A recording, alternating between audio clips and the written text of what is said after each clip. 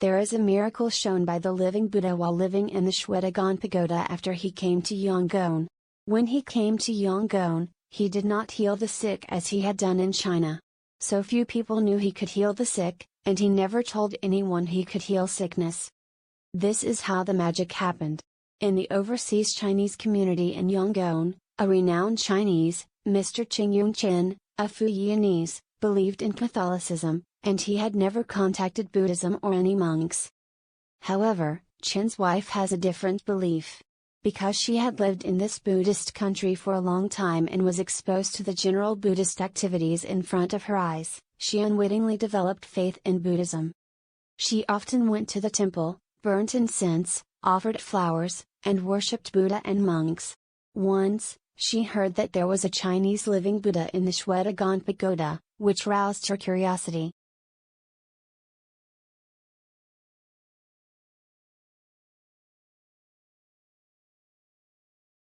One day, she took her eldest grandson to the Shwedagon Pagoda to pay homage to the living Buddha.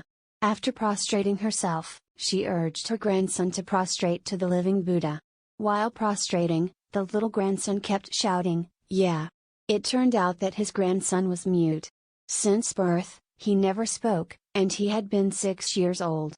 When the living Buddha saw that the child could not speak, he mercifully took a teacup, filled a cup of water, drew on the teacup with his finger for a while, murmured in his mouth, and handed the water to the dumb kids to drink. The kid was reluctant to drink it at the beginning. The living Buddha said, "Drink it. I have a predestined affinity with you. After you drink this cup of water, you will be able to speak." The kid seemed to understand the meaning of the living Buddha, so he held the cup and drank the water. At that time, Mrs. Chen saw the situation and was dubious in her mind. She couldn't quite believe that there was such an inspiration. She thought how a cup of water could make a mute speak. It would not be that easy. Unexpectedly, when they returned home, a miracle really happened. That dumb kid actually spoke up. The family was pleasantly surprised. Mrs. Chen told the family that the dumb drank the divine water drawn by the Chinese living Buddha in the Shwedagon Pagoda today, so he could speak. Everyone considered it as a miracle.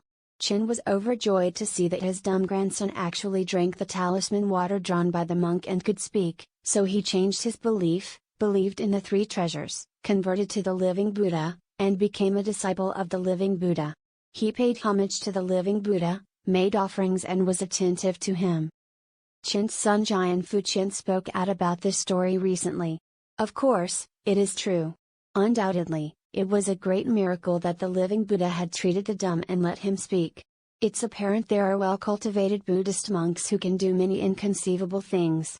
As for the cup of water drawn by the living Buddha, I guessed it was the water of the Great Compassion mantra. Because many Buddhist fellows said that the living Buddha got inspiration by reciting the Avalokitesvara Bodhisattva Great Compassion mantra. According to Buddhist tantric principles, anyone reciting secret mantra gets inspired will have incredible ability. However, this is not something ordinary Buddhist disciples can be achieved just by following suit and reciting a few words of secret mantras. Firstly, one must be strict in precepts and discipline, refrain from sex and greed for money.